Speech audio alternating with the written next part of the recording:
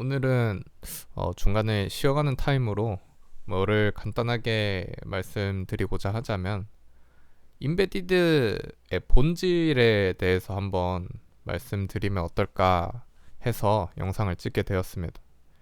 이거 임베디드의 본질, 뭐 자동차의 본질, 목적은 다 제가 생각하는 주관적인 거고, 이제 그럼에도 이제 저는 자동차 개발자로서 무언가를 만들 때, 어떤 제어기를 구현할 때 그 제어기가 가지는 목적과 본질이 좀 가장 중요하다고 생각하는 사람 중에 한 명이에요.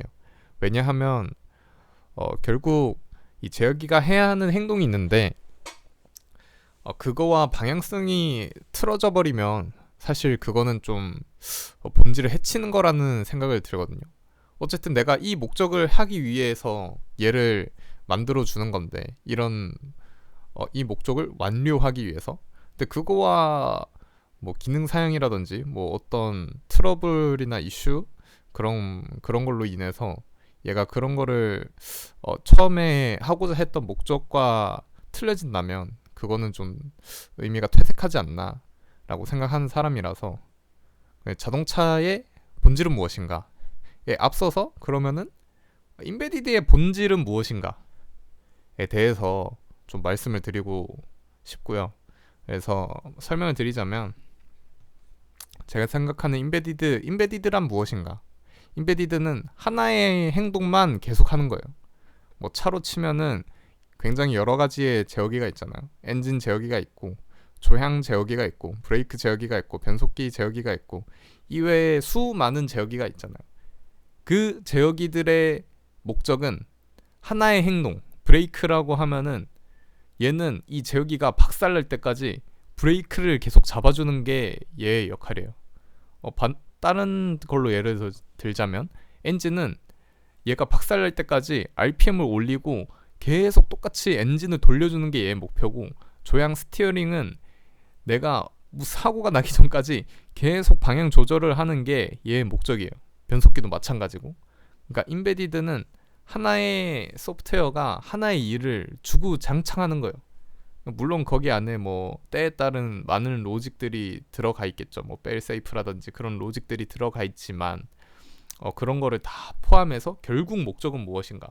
결국 변속기의 목적은 변속을 하는 거예요. 트랜스미션을 하는 거야. 내가 뭐 1단으로 가고 있어. 근데 RPM이 올라가서 이거는 좀 비효율적이야. 2단으로 가고 3단으로 가고 때에 따라서 다시 변속된 단음수를 낮추고, 그게 변속기의 역할이고, 브레이크의 역할은 그냥 안전하게 브레이크를 잡는 거예요. 그게 때가 어느 때가 됐든 무슨 상황이 됐든 내가 브레이크를 밟으면은 쓰는 거, 그게 브레이크의 목적이잖아요. 그러니까 임베디드의 본질은 내가 하고자 하는 하나의 일을 완벽하게 수행하는 게 임베디드의 본질이에요. 저는 그렇게 생각을 해요. 그럼 이 다음에 자동차의 목적은 뭐냐? 여러분, 자동차의 목적이 뭘까요? 자동차의 목적은 목적지로 이동하는 거예요. 빠른 속도로. 뭐 걸어가서 다 갈 수 있잖아요. 그럼에도 차를 타는 이유가 뭔가요? 내가 무거운 물건을 들고 있을 때, 혹은 너무 먼 거리를 빠르게 가기 위함이에요. 안전하게 도착하기 위함이잖아요. 그래서 이 자동차는 목적지에 도착하는 목적을 가지고 이 수많은 제어기들이 모여서 그 목적지로 안전하게 도착하기 위한 일들을, 각자의 파트를 하나하나 잘 수행하고 있는 애들이에요. 그러면은 각 제어기의 목적은 뭘까요? 뭐 소프트웨어로 대입해보자면 자동차의 목적은 시스템적인 단위고, 제어기의 목적은 이제 소프트웨어 단의 이제 그 정도 레벨의 목적이 되겠죠. 브레이크는 말 그대로 브레이크 잡는 거고, 창문 내리는 제어기는 창문 내려주는 거고, 히터를 나오게 해주는 제어기는 히터를 나오는 거고, 에어컨을 내보내주는 거고, 트렁크 제어기는 문을 열리게 해주는 거고, 그게 이제 그 제어기가 가진 목적들일 거잖아요. 그럼 이 제어기가 문을 열고 문을 닫고 그리고 엔진을 돌리고 하기 위해서는 뭐가 필요하냐는 거죠. 결국엔 이 목적을 수행하기 위해서 어떻게 수행을 할 것인가. 결국에는 이제 수많은 이 제어기들이 대부분 모터로 제어하는 경우가 많아요. 모터를 이용해서 문을 닫고, 모터를 이용해서 문을 열고, 모터를 이용해서 변속을 하고, 모터를 이용해서 엔진을 돌리고, 모터를 쓰는 경우가 굉장히 많은데, 그럼 이 모터를 컨트롤하기 위해서는 어떻게 해야 하냐라는 거죠.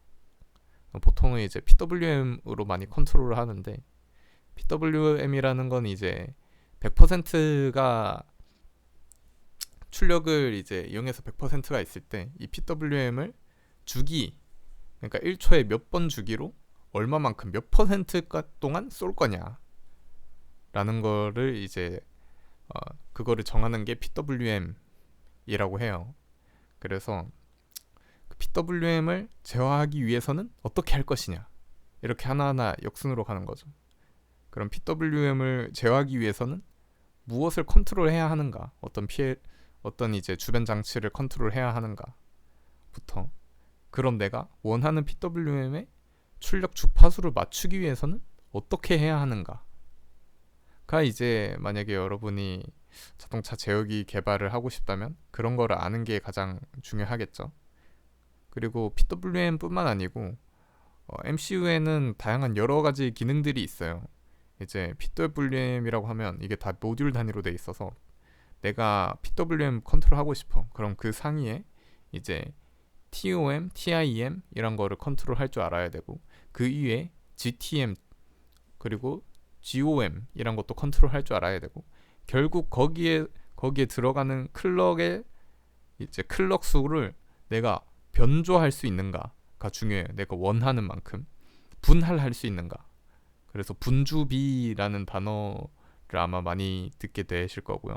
그래서 1배의 분주가 있으면 그거를 4분의 1 할지 8분의 1 할지 뭐 16대 1 할지 그거를 이제 정하는 게, 셀렉하는 게 분주비를 셀렉한다 라고 하는 거거든요.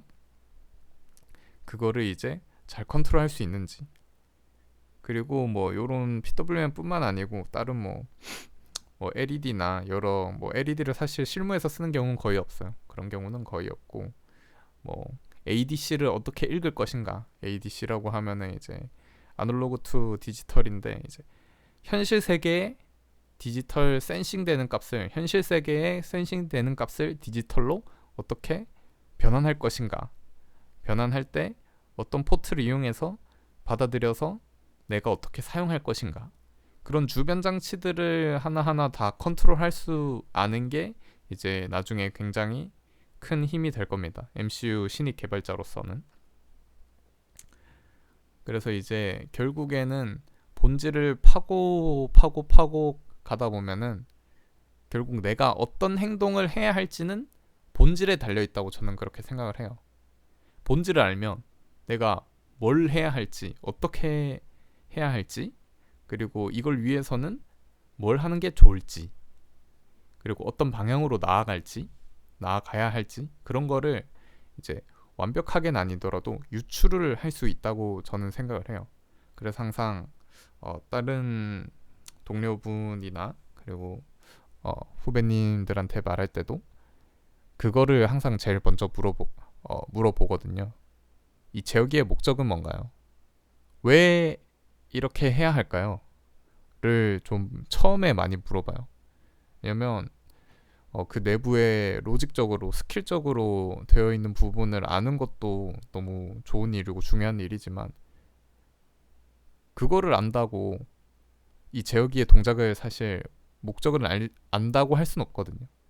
그거는 아주 일부분일 뿐이에요. 사실 제어기 개발에서 내가 만약에 디버깅을 할 때도 판단을 해야 하는 시점이 분명히 오거든요. 그러니까 이 장치의 이 동작이 올바른 동작인가를 판단해야 될 시점이 분명히 와요. 물론 레퍼런스가 되는 기능 사용서는 있지만 거기에 모든 기능이 다 정의되어 있지 않은 경우도 있거든요. 그래서 그때는 내가 개발자로서 이 기능이 맞다 아니다를 판단해야 될 텐데, 그 스킬적인 것만 이해하고 있으면은, 그리고 내부 함수에 뭐가 돌아가는지 조그맣게 엄청 작게 이해하고 있으면, 그러니까 파트별로 거시적으로 보지 않고 합쳐져 있으면 그거를 사실 대응하기 어렵다는 거죠. 그러니까 어떻게 보면 그 스킬적인 거보다 중요한 거는 신입 개발자일 때는 제 생각에는 이 제어기의 동작을 그리고 목적을 얼마만큼 이해하고 있는가가 좀 중요하다고 생각을 해요. 그래서 말을 하다 보니까 좀 길어졌는데 제가 생각하는 뭐 인베디드와 자동차의 본질은 이렇고 사실 이 본질을 구현하기 위해서는 뭐를 재현해야 되고 그러므로 여러분은 이것들을 이 MCU에서 이런 거를 컨트롤 해보는 연습을 하는 것이 좋겠다. 네, 이 정도로 정리할 수 있겠습니다. 감사합니다.